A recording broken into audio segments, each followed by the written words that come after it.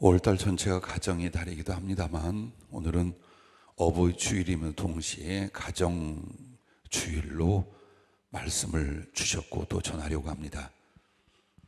시편 128편 1절부터 6절입니다.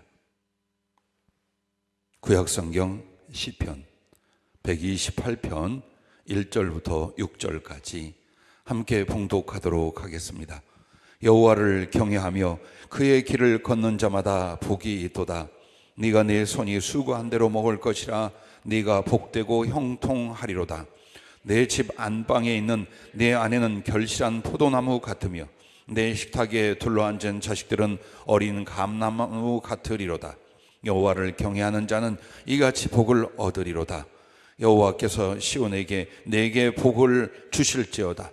너는 평생에 예루살렘의 번영을 보며 내 자식의 자식을 볼지어다. 이스라엘에게 평강이 있을지로다. 아멘.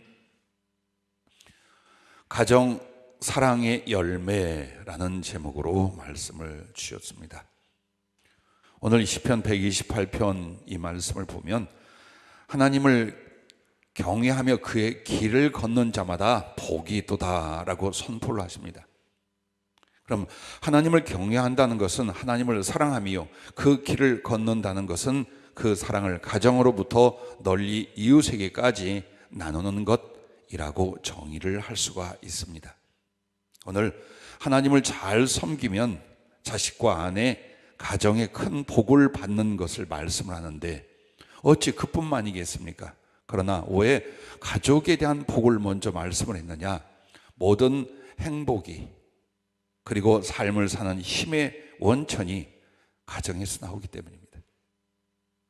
우리는 꽤 많은 세월을 살았기도 했고 이제 또 가정을 이루게 하여 준비하는 젊은 청년들도 있지만 언제나 가정의 거룩한 기능을 그리고 그 역할을 우리가 알아야 하며 우리가 그렇게 하지 못했다면 다시 말씀을 따라 새롭게 아름답게 만들어갈 수 있기를 바라는 것입니다.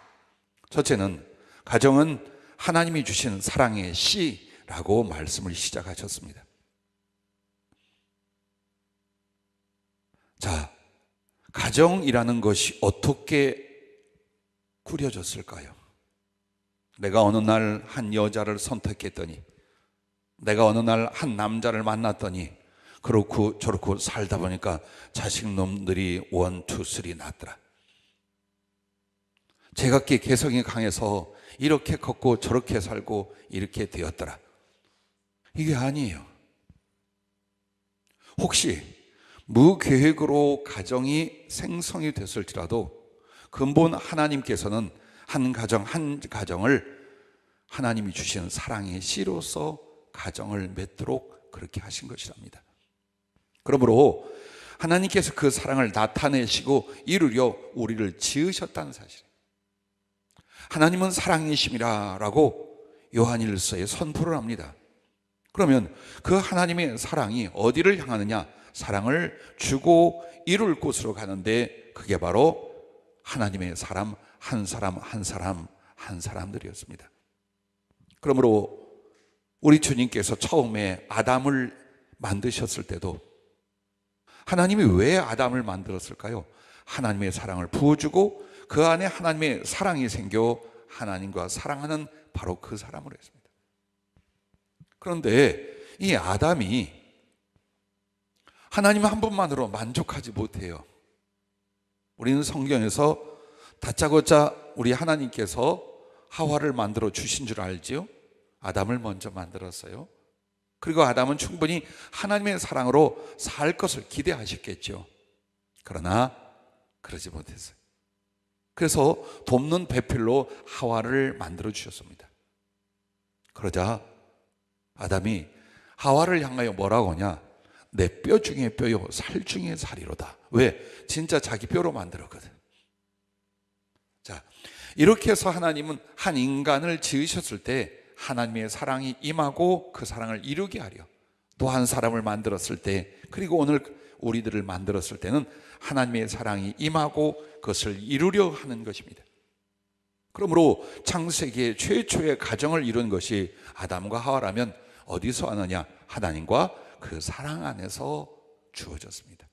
그러므로 우리가 하늘나라 들어갈 때까지 부부가 되고 가정을 이룬 가장 중요한 건 하나님의 사랑을 받고 그 사랑을 나누고 그 사랑을 돌려드리는 것, 바로 여기에 개인 중심과 그리고 우리 모두의 존재의 비밀이 있다라고 할 것입니다. 그리고 보세요, 이제 우리는 소시적 사랑을 받게 하십니다. 어머니, 아버지, 할아버지, 할머니, 가족들, 이웃들, 심지어 학교의 선생님과 선배들 전부 다 사랑을 받게 합니다. 근데 그 사랑을 기뻐하여 어떻게 됩니까? 하나님께서 이제 가정을 이루게 하십니다. 열심히 사랑을 했던 젊은이들은 알 거예요. 왜 결혼을 하느냐? 떨어지기 싫어. 나눠지기 싫고 멀리 있는 게 싫어. 너무 사랑하여 날마다 순간마다 모든 것을 같이 하고 싶어서. 원래 그런 게 아니었다고요? 그건 여러분 생각이고, 하나님의 계획은 이것이었어요. 어쨌든 우리는 한 사람 한 사람이 둘이 사랑을 하고 그 사랑의 결실을 위하여 가정을 이루고 결혼을 하게 됩니다. 그러므로 창세기 2장 24절에도 아담과 하와를 향하여 이러므로 남자가 부모를 떠나 그의 아내와 합하여 둘이 한 몸을 이루었다고 말합니다. 그러면 이 가정은 남자와 여자 부부만의 사랑을 위하여 만들었느냐? 결코 그렇지 않다라는 거예요. 아마도 젊어서 혹은 독신으로 있을 때는 그렇게 실감하기는 어려워요. 그런데 가정을 이루고 자식을 두면 부모의 인생은 그때부터 자식에게로 넘어갑니다. 행복도 수고도 아픔도 심지어는 죽음까지도 자식을 위하게 돼요. 그러면 이 부부의 사랑의 열매가 무엇입니까? 자식들이라.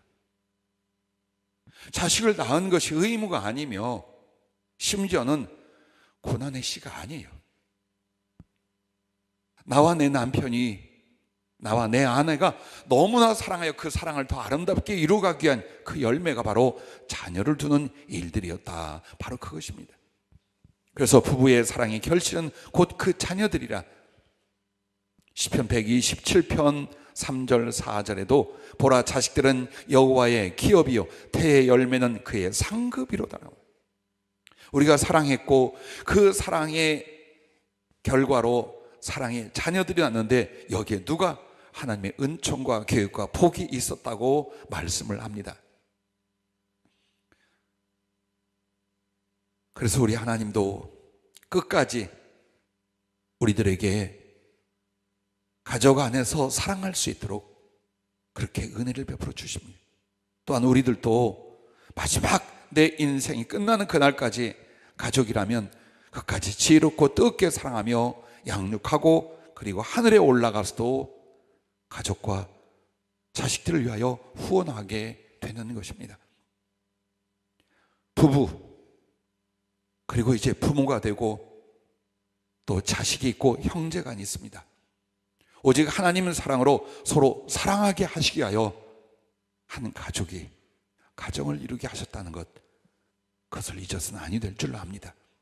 그러므로 그 하나님이 주신 사랑의 씨, 그것을 내 가정, 내 가족에게 풍성하게 받아 뿌리고 가꾸어 가는 것, 가정의 역할입니다. 한 가정과 그 집안 가문의 운명은 얼마나 서로 사랑했는가, 여기에 달려 있답니다. 우리는 성경에 가족사가 여러 차례 소개가 됩니다. 슬픈 갈등과 불행도 있고 또 그것을 극복하여 영원한 사랑과 하나님의 뜻을 이루는 가족들도 있고 많이 봅니다. 근데 항상 어디에 달리냐? 하나님께 받은 사랑을 얼마나 겸손히 진실하게 가정 안에서 나누었는가. 이것이 한 가족의 운명, 그리고 나아가서 그 가문의 운명을 결정하게 되는 걸 우리는 많이 보았습니다. 자, 두 번째는 가정은 사랑의 열매를 거두는 곳입니다. 3절 4절 말씀을 보면 내 집 안방에 있는 네 아내는 결실한 포도나무 같으며 네 식탁에 둘러앉은 자식들은 어린 감람나무 같으리로다. 여호와를 경외하는 자는 이같이 복을 얻으리로다 라고 말합니다. 자, 여기 보면 축복의 모습을 결실한 포도나무, 어린 감람나무 이렇게 묘사를 합니다. 그렇다면 이 익어가는 열매를 맺을 나무들이 무엇으로 크느냐? 사랑으로 큰다고 말이에요. 하나님의 사랑이 인격성이 되어 부모가 자식에게, 형제가 형제에게, 자녀가 그 부모에게 그 사랑을 서로 나누고 섬겨갈 때 하나님께서 아주 멋진 가정의 사랑의 열매들을 자라나게 만들어 주신다는 거죠. 우리는 가정을 너무 희생을 시키며 살았습니다. 잔혹한 가족사를 가지고 있습니다. 자세히 보십시오. 정말 섬기는 사랑을 위하여 가정을 만드는 것이 아니라 필요를 위하여 가정을 만들고 필요 때문에 부모가 있고 이렇게만 집중하다 보니 가족사가 잔혹 가족사가 되는 거예요. 아픔이 거기서 나오고 다툼이 거기서 나오고 불행과 원한이 가정에서 나오기 시작하는 거예요. 그 이유가 우리가 부부가 되고 부모가 되고 자식이 되고 가정을 이룰 때는 그 중심이 서로 섬기며 사랑하는, 그래서 사랑을 주고받으면서 그 사랑의 열매가 무럭무럭 자라고 맺히게 하는, 이게 본분이고 목적이랍니다. 얼마나 힘든데 더 잘 사느냐, 교육을 잘 시키느냐, 경쟁에서 이기게 하느냐, 내 기분과 감정과 바람이 딱딱 들어맞는 자녀를 만드느냐, 아내는 내게 복종하고 남편은 나만을 위하고, 이건 전쟁이야. 이건 전쟁이었던 거예요. 그래서 주님이 이 어버이 주일 겸 가정주간으로 정하시고 오늘 우리에게 다시 한번 하나님의 가정 안에서의 사랑의 계획과 뜻들, 그리고 우리가 살아온 날들의 우리의 가정 안에서 우리의 역할이나 우리가 지금 무엇을 하고 있는가를 돌아보게 하시기 위하여 오늘 이 말씀을 주고 계십니다. 그러므로 첫째, 부부는 심장과 갈비뼈처럼 사랑하여 조력하고 하나님께와 자녀들에게 그 사랑 이룰 것을 주님 말씀하셨어요. 부부는 어떤 대상이냐? 창세기 2장 22절 23절에 보면 여호와 하나님이 아담에게서 취하신 그 갈빗대로 여자를 만드시고 그를 아담에게로 이끌어 오시니 아담이 이르되 이는 내 뼈 중에 뼈요 살 중에 살이라, 이것을 남자에게서 취하였은즉 여자라 부리리라 하니라, 이렇게 말씀을 해요. 즉 정말 이 의미심장한 창조 역사에 하나님이 남자와 여자 부부 사이의 관계를 정확하게 가르쳐주고 계셔요. 여러분에게 묻겠습니다. 심장과 장기를 보호하는 이 20개가 넘는 갈비뼈가 중요합니까? 아니면 심장이나 장기가 중요합니까? 어느 것이 더 중요합니까? 어느 것이 더 중요한 게 아니라 둘 다 똑같이 중요합니다. 만약 제가 여성 편을 들어 말한다면 심장이나 허파, 장기가 갈비뼈가 없으면 여러분 발 한 번 밟히면 다 터져 죽어. 여러분은 시내버스에서 통학버스에서 이미 압사당하여 죽었어요. 왜 안 죽었느냐? 갈비뼈가 어떤 충격에서도 보호하며 차라리 자기가 부러질지언정 심장과 허파, 간 등을 지켜내고 있는 거예요. 즉 한마디로 서로의 필요를 나누어주고 도와주며 사랑을 이루어가는 거예요. 왜 부부가 가끔 원수 같이 표현될까? 이놈의 왼수. 사랑하라고 왼수를 맺는지 모르겠습니다만은 왜 그럴까요? 처음부터 생각이 다른 거예요. 내가 이 남자를, 이 여자를 만났을 때 왜 합니까? 내 필요 때문에. 나를 돕고 나의 필요가 되어주고 내가 원하는 행복을 가져다주고 그럴 필요, 그럴 대상으로 사람을 만나는 거예요. 그런데 연애할 때는 충족해 줄 수 있어요. 왜? 잠깐이니까. 그런데 살아보니까 이게 아니라 아니 남자가 그래서 여자를 만났는데 여자도 똑같이 그 생각을 하고 있는 거예요. 저 사람은 내가 필요하고 나를 도와야 하고 내 인생을 책임져 주고 나의 행복을 위하여 나만을 바로 전부 다 상대를 나를 위하여 만나기 시작을 해요. 근데 그게 안 돼요. 이때부터 불만과 갈등, 자존심의 싸움, 기가 막힌 일이 벌어지는 거예요. 그렇게 사랑하고 죽는 날까지 사랑하자고 해놓고 왜 이렇게 아파하고 갈등하고 결국 무너져 가느냐? 서로 섬기려는 마음이 아니라 오직 사랑받으려고, 필요에 그 사람이 채워주기를 바라요. 이것 때문입니다. 그러나 마치 갈비뼈는 자기를 위하여 있지 않아요. 심장과 그 장기들을 보호해주기 위하여 자기를 제공해요. 또한 심장이나 내장 각 기관은 겉에 피부에서부터 근육과 뼈 모든 존재들이 건장할 수 있도록 제공을 해요. 몸의 비밀은 이런 관계처럼 부부 사이라는 건 뭡니까? 내가 더 중요하다. 이때부터 무너지기 시작합니다. 누가 더 중요한 것이 아니라 서로를 섬겨 사랑함으로 말미암아 함께 주 안에서 존재하고 아름다운 하나님의 뜻을 향하여 서로를 섬겨 그 뜻을 성취하는 이 목적과 수고와 기도가 있어야 할 것입니다. 그리고 보십시오. 부부는 부부로 끝나지 않아요. 자식들이 있어요.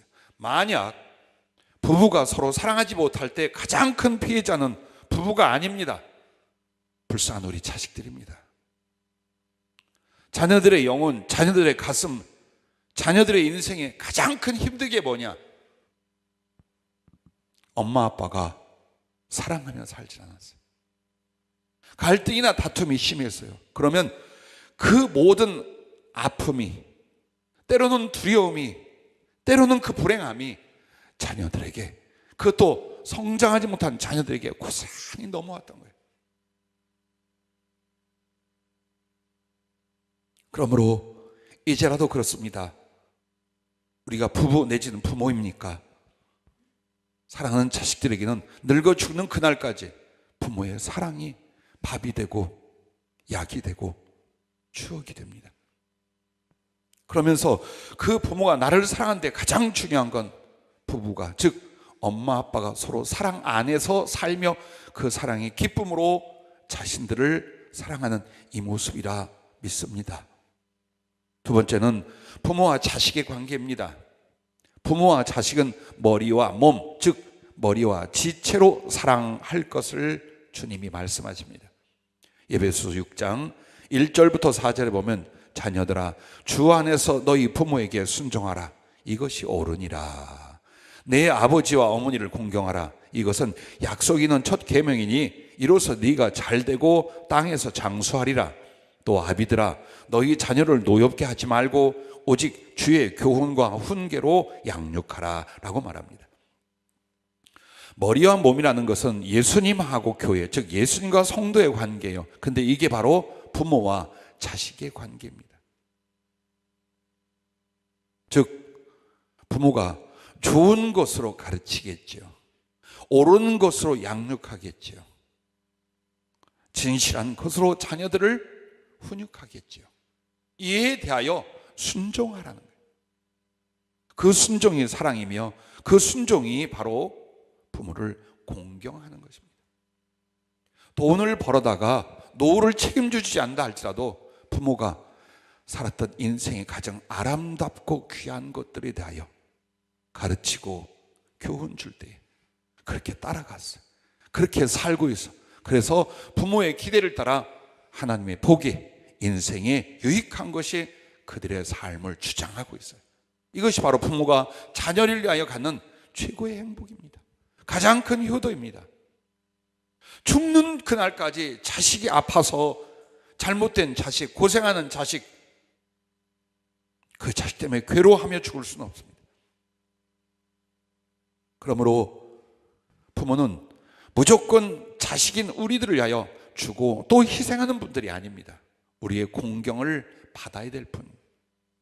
내가 사랑하고 그의 옳은 뜻은 아무리 늙었어도 아무리 힘이 없는 것 같아도 내가 기꺼이 따르고 들어드리니 이것이 바로 부모에 대한 효도요 사랑이 된 줄로 믿습니다. 그러므로 나보다 더 못 배웠고 나이 먹고 늙었으며 혹은 성격적 단점이 있을지라도 내게 옳은 것을 말씀합니까? 사랑을 말씀합니까? 하나님의 뜻으로 권면합니까? 그러면 자식들은 기꺼이 그것을 받아들이는 것입니다. 마치 하나님의 말씀을 받듯이 부모의 옳은 교훈과 권면을 기꺼이 받아들이고 따르는 것이 바로 공경이고 사랑이라는 것을 잊지 말아야 됩니다. 그리고 몸은 머리를 지탱해 줍니다. 그리고 그 뇌에 모든 피가 공급이 되게 합니다. 즉 나의 시작은 부모님으로 됐고 그 사랑으로 살았어요. 그런데 어느 날 우리 부모님들은 늙고 병들고 약해지고 죽어가더라 그 말이에요. 그럼 그들의 이후를 누가 책임을 져야 됩니까? 당연히 내 자식들이 책임입니다.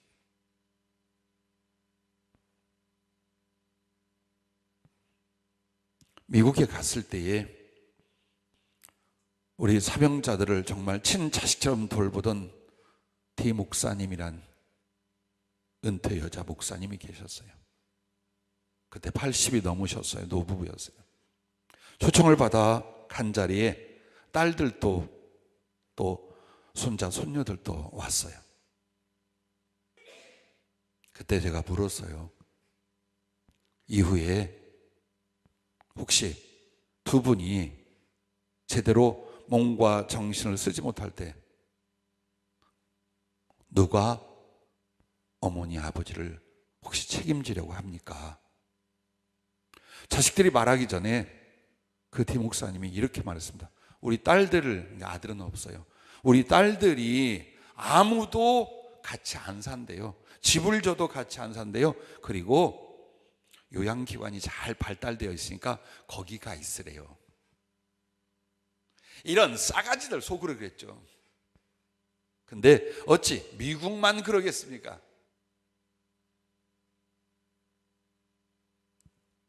참 마음이 아팠어요.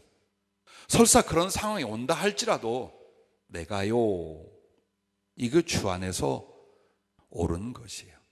내가 우리 어머니, 우리 아버지 힘들고 어렵지만 그렇게 모시라고.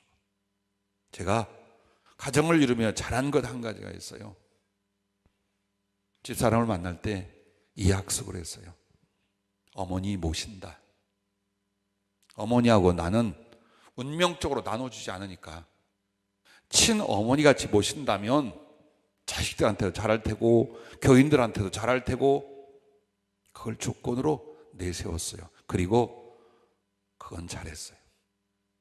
정말 어머니께는 부족하지만 저도 집사람도 최선을 다했어요. 그러고 나서 뭐가 있는 줄 압니까? 하나님이 복을 주신 걸 말하는 게 아니에요. 후회가 없어요. 어머니하고 기억해도 내가 이렇게 잘못해서 내가 나쁜 놈이야 이런 후회가 없어요. 왜? 가난한 목회자로 살면서 6남매 막내로서 어머니 모셨어요. 하나님께 서원하고 기도해서 보통 노인네가 아닙니다. 성격이며 기질이며 내가 어머니 안 닮았어요. 정말 강하고 센 노인이었어요. 혹시라도 부모님 계십니까? 마음에 들고 안 들고의 문제가 아니에요. 큰 사랑을 받았고 그 기억이 있고 없고가 아니에요. 여러분이 주님의 사람이라면 부모님 잘 섬기세요. 끝까지 잘하세요. 왜? 그분들은 인생 전체를 우리에게 주셨고 혹 하늘에 가신 분들은 지금도 여러분이 잘 되도록 지금 모든 영으로 기도하고 계셔요. 부모가 아프고 외롭고 고난 속에 있도록 자식들은 그렇게 하면 안 됩니다. 절대 하나님 앞에 복을 받지 못합니다. 그리고 영원히 양심에 평안이 없습니다. 형제의 관계입니다. 형제는 손과 발처럼 서로 사랑하라고 하셨습니다. 발은 손을 위하여 있고 손은 발을 위하여 움직입니다.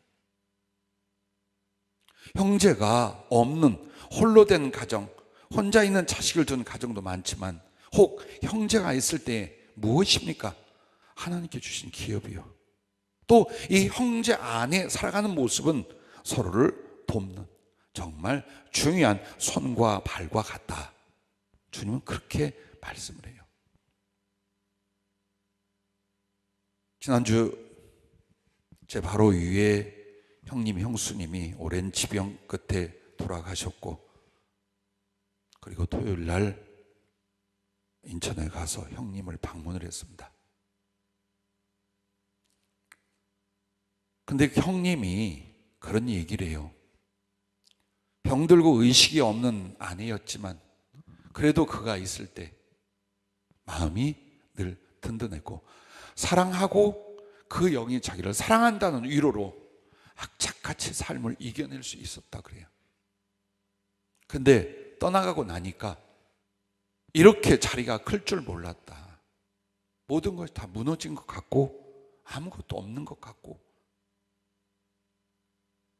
사실 그 형수를 가정 이루기 전에 전도하고 참 40여 년부터 저하고도 인연이 있어요. 내가 할 수 있는 거는 신앙 안에서 그 형수님이 어떻게 하늘나라에 들어가 있고 형을 위하여 무엇을 하며 하나님의 나라가 무엇인지 다시, 우리 가족 전체에서 그 형이 아직 버텨요. 근데 함께 식사하고 이야기하면서 나한테 그래요. 나 총각대 집사였어. 그리고 제가 신학 공부할 때에 성령을 받고 그 뒤를 다 대줬어요. 나 예수님이 싫어하지 않아. 나 하나님 미워하지 않아. 근데 내가 내 삶보다 예수님을 더 좋아하지 않는 것 같아. 가야지, 일어나야지. 그렇게 하며 예전에 어려서 나를 얼마나 아끼고 이뻐했는지 이야기를 했어요. 나 역시 기억해요. 참 어머니 아버지 이상으로 2살밖에 더 안 먹었는데도 힘든 일은 덩치 크다고 형이 다 하고, 노는 건 내가 다 하고, 칭찬받는 건 내가 하고, 욕먹는 건 형이 하고, 어느 날 병들어 일어나지 못할 때에 생선살을 발라서 누워있는 나에게 밥이랑 떠서 형이 무릎에 앉혀서 먹인 것, 그리고 학교에서 선배들이 괴롭히면 번개같이 슈퍼맨처럼 나타나서 두들겨 패며 동생을 보호했던 일들. 자, 형제라는 것, 그냥 부모 밑에 동기로 태어나 각자 길을 가는 것이 아닙니다. 세월이 가고 그리고 남는 건 형제들이에요. 그리고 그 씨로 태어난 또 조카, 손자들, 맺어가는 사랑과 우정들, 얼마나 아름답고 힘이 되겠습니까? 그래서 상급이요 기업이라고 자식들을 하나님이 말씀을 하는 것입니다. 그런데 왜 이번 달에 주님이 낮아져 겸손하라, 때가 되면 높이겠다는 이 말씀을 주제로 줬느냐? 다 5월은 가정의 달이라고 하는데, 지나는 시간 기도하는데 주님이 일러주셔요. 가정의 가장 중요한 게 뭐냐? 하나님 말씀과 그 사랑에 서로 복종하고 섬기는 겸손, 이것이랍니다. 한 가정이 진실로 사랑하고 또 행복해질 수 있는 건 서로 겸손히 섬기는 이것뿐이랍니다. 이게 안 된다는 거예요.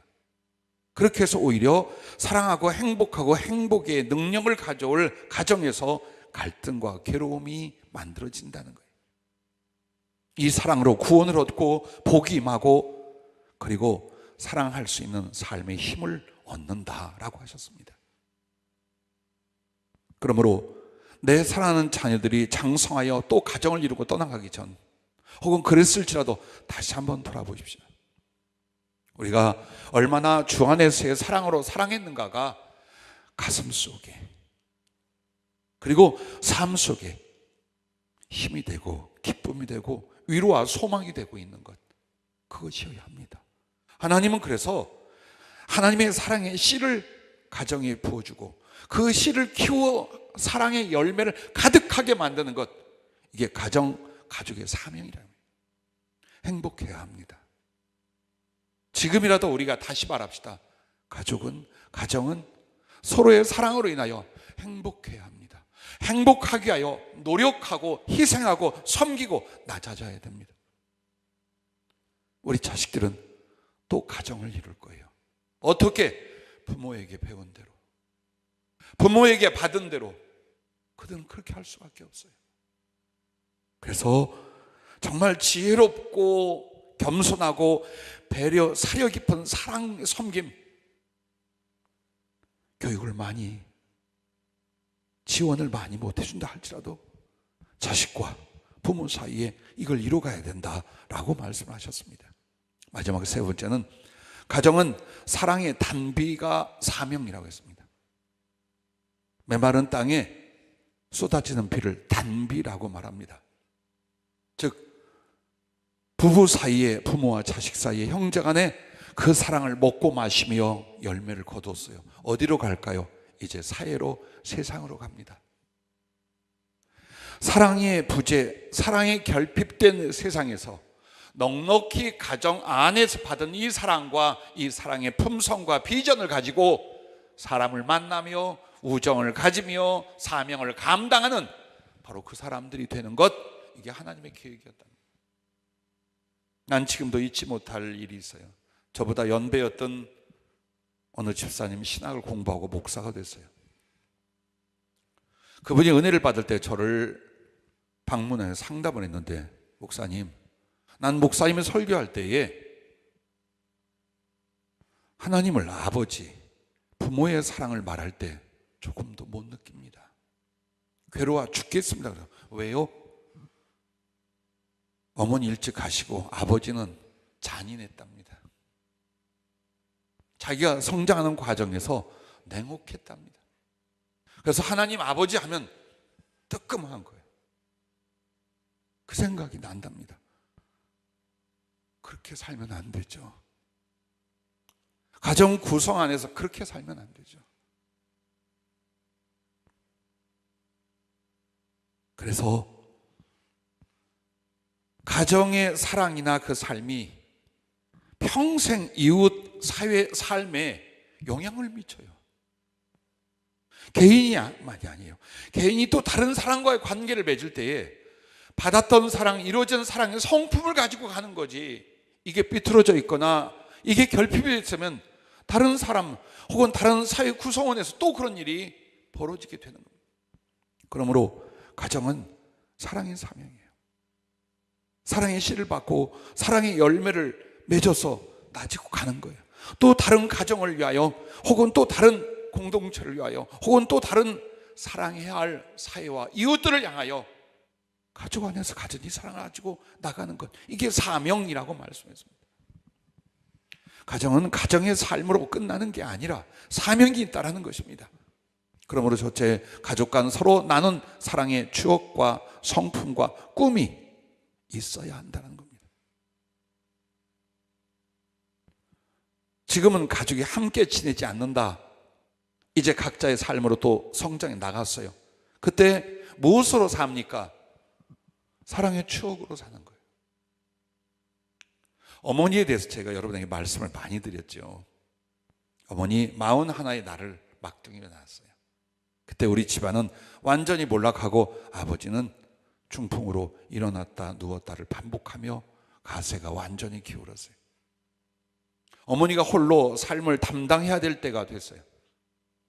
자식은 9 중에 3이 먼저 죽었어요. 정말 슬픔과 고통, 아픔이란 건 다 겪었어요. 어머니 말이 별로 없으셔요. 나는 돌아갈 때까지 어머니한테 사랑한다는 말 딱 한 번 들었어요. 40년 함께 살면서 사랑한다는 말을 부모님한테, 어머님한테 단 한 번 들었어요. 무뚝뚝해요. 그냥 모든 삶의 수고를 감당하며 자녀를 양육해요. 근데 나는 왜 어머니라고 하면 막 울컥울컥하고 감동이 오느냐? 당신 나 하나를 위하여 모든 걸 희생하셨어요. 말이 아니라, 같이 어울려주는 아기자기한 사랑의 모습이 아니라, 내가 병들어서 죽으려 할 때 같이 죽으려 하고, 살리기 위해서 같이 모든 걸 다 정리하셨어요. 즉 어머니에게 배운 건 자식을 위하여 함께 살고 함께 죽는 것이었어요. 그 사랑이 나 역시 내 자식에게 그 가슴을 갖게 해요. 동시에 성도나 하나님 앞에 만난 사람에게도 같은 기질과 성품이 자리 잡게 만들어요. 아버지 7살에 돌아가셨어요. 아버지의 추억 기억 별로 없어요. 그런데 2가지가 기억이 나요. 당신의 몸을 쓰지 못하고 언제나 곁에 누워있으면 나를 쓰다듬으며 울던 우리 불쌍한 막둥이 어떻게 하랴. 먹을 것이 없을 때에 환자라 과일이 좀 들어오면 그 밑에서 침을 꼴깍꼴깍 삼키며 쳐다보고 있어요. 아버지가 과일 껍데기를 깎다가 갑자기 살점까지 두껍게 딱 깎아버려요. 그러면서 밑에서 나는 그랬어요. 아빠, 나는 아빠 쓰레기통이지. 그거 놔주라 이거야. 그래서 껍데기 깎다가 살점을 막 도려내고 당신 속 다른 자식들한테 눈치 보면서, 그래서 그 껍데기를 살점째 얼마나 맛있게 먹었는지. 자, 아버지 내게 해준 건 없다라지만 나는 그 짧은 나에게 정을 주고 나를 인하여 아파하던 그 모습만으로도 아버지의 사랑, 아버지가 자식에게 어떻게 해야 되는가를 가슴에 두고 살았어요.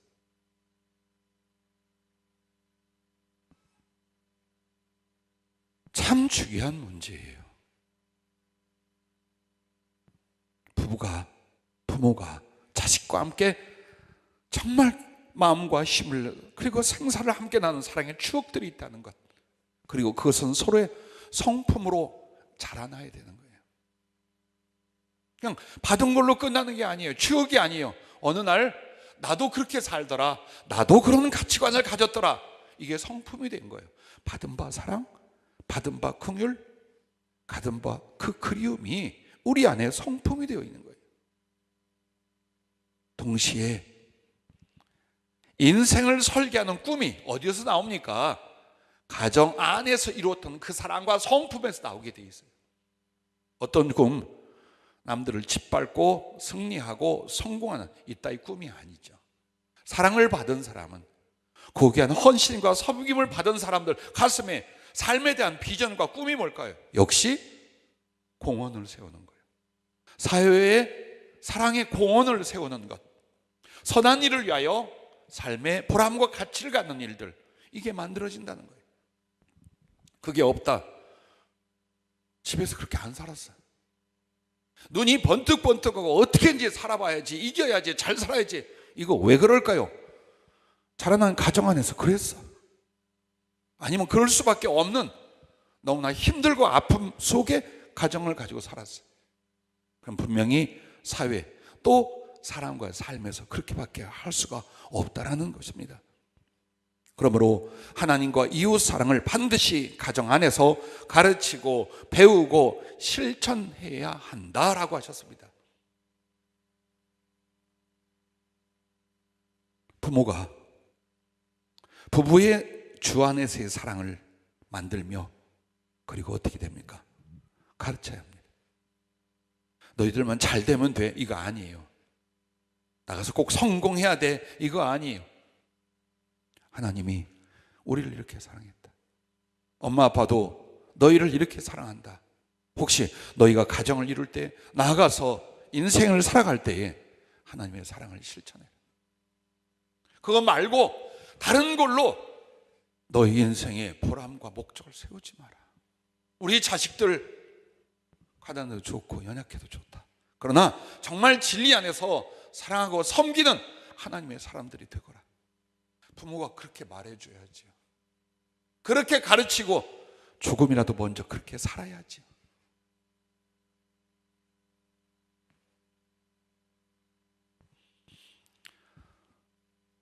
성경에 나오는 가정들, 가문들을 보면요, 성패가 다 여기서 나와요. 엘리 제사장 그 자식들을 뭐라고 합니까? 저희는 여호와를 알지 못하는 불량자이었더라. 못된 짓은 다 해요. 왜 그럴까요? 부모가 보여주는 실천이 없고, 그 다음에 그 영혼들을 위한 아주 정확하고 분명한 훈계가 없어요. 그 자식들 전쟁에 나가 죽어요. 그 소식 듣고 아버지 뒤로 넘어져서 목 부러져 죽어요. 자, 하나님의 사랑을 실천하고 배우고 익히고 서로 이게 없는 집안 어떻게 되는가를 그렇게 보여줍니다. 다윗이 얼마나 하나님을 경외하며 하나님의 뜻을 위하여 삶을 드립니까? 그런데 다윗도 역시 아내가 여럿이 있었어요. 그런데 그 속에서 일어난 갈등의 이복 형제들, 그 속에서 비참한 일들이 벌어지잖아요. 미워하고 탐심, 그리고 살인, 형제간에 이런 게 일어나요. 위대함이 중요한 게 아니며, 부요가 중요한 게 아니며, 권세가 중요한 게 아니라 자식과 가문을 위해서 가장 중요한 하나님의 사랑을 배우고 서로 실천하고 가르치는 이 부분이 가정 안에서 아주 중요한 몫이라는 걸, 그리고 사명이라는 걸 우리가 잊어서는 아니 될 줄 압니다. 그리하면 개인과 가족, 가문에게 크고 중요한 하나님의 사명을 감당하게 하신다라고 결론을 맺어주셨어요.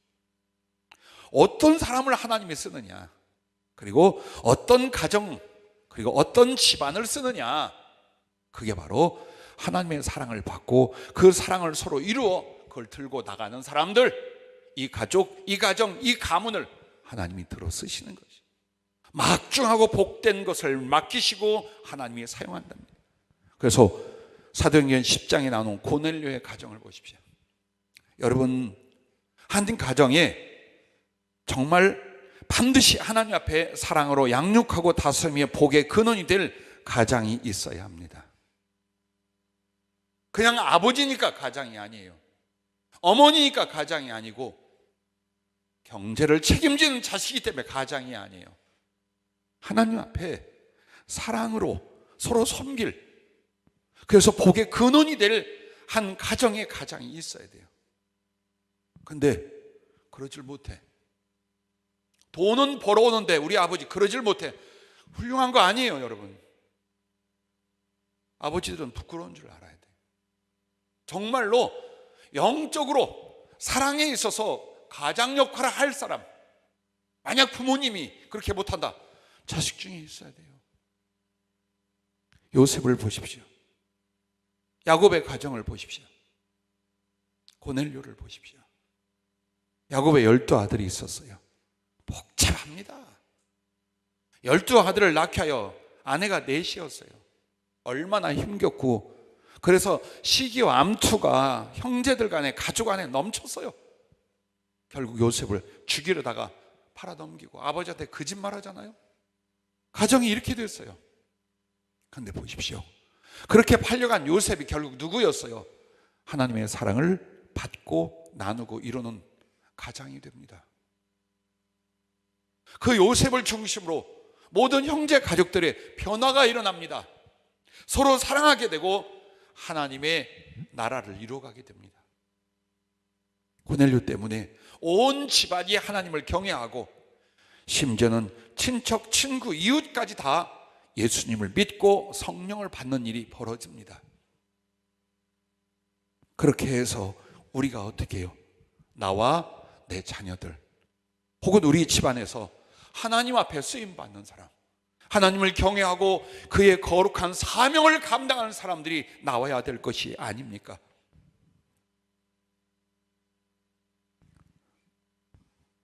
오늘 주님께서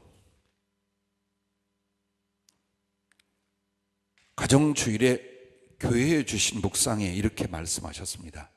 한 가정의 행복과 행복하게 살 수 있는 역량은 서로 겸손하게 섬기는 사랑에 있다. 가정 안에서는 아무도 지배자가 되려 하지 말라. 모두 다 섬기는 자로서의 의무와 책임과 실행을 가져야 한다. 그리스도 안에서 가정의 목적은 양육과 부양의 사랑에 있기 때문이다. 부부는 서로 겸손으로 섬기고 조력하여 하나님의 뜻을 이루려 하고, 부모는 자녀를 수하에 두고 다스려 말고 하나님이 주신 권위와 사랑으로 섬겨 양육과 복된 삶을 살 수 있게 해야 하고, 자녀들은 하나님 앞에 부모를 순종과 공경으로 겸손하게 섬길 수 있어야 한다. 누구도 지배자와 피지배자가 아니며 일방적으로 주는 자와 받기만 하는 자도 아니다.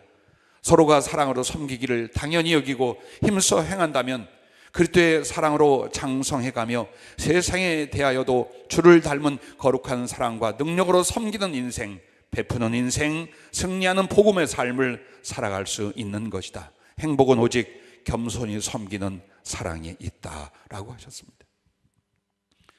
예배 시작 때에 여러분에게 낭독해드린 주님 사랑의 권면의 말씀에도 이렇게 우리를 향하여, 특히 한 가정을 향하여 말씀하셨습니다. 산은 바람을 안고 비를 품어 자기의 살과 피로 수목을 살리고 자라게 하느니, 너희 부모들은 산이 되어 내게 받은 사랑으로 너의 자식들을 살게 하라. 산은 그렇습니다. 바람을 안고 피를 품어서 자기의 살과 피로 수목을 자라게 하는, 이게 부모와 자식의 관계랍니다. 하나님께 많이 받아야 돼요. 풍성한 은혜를 받으십시오. 그리고 그걸로 내 자식들을 살게 해야 합니다. 영으로 살고 삶에서 승리하는 삶을 살고. 기억하여 실행하고 잊지 말라. 부부는 나와 교회처럼 사랑하고, 자식은 성도가 나를 섬기듯 부모를 사랑하라. 사랑에는 열매가 있고 보상이 있나니, 사랑의 부모는 그 자녀가 영원한 기업이 되겠고, 서로 존경하는 부부는 땅과 하늘의 복을 잉태하고, 부모를 공경하는 자식들은 내가 그들의 아비가 되어 주리라고 말씀하셨습니다. 힘겹고 어려운 인생을 살았습니다마는 오늘 우리는 다시 한번 가정을 주 안에서 돌아보십시다. 설계하십시다. 그리고 주 안에서의 겸손이 낮아져 서로를 섬기는 그 사랑을 이루시고, 그리고 우리의 가정이 하나님 사랑을 나누는 사명자가 되도록 하십시다. 기도하겠습니다.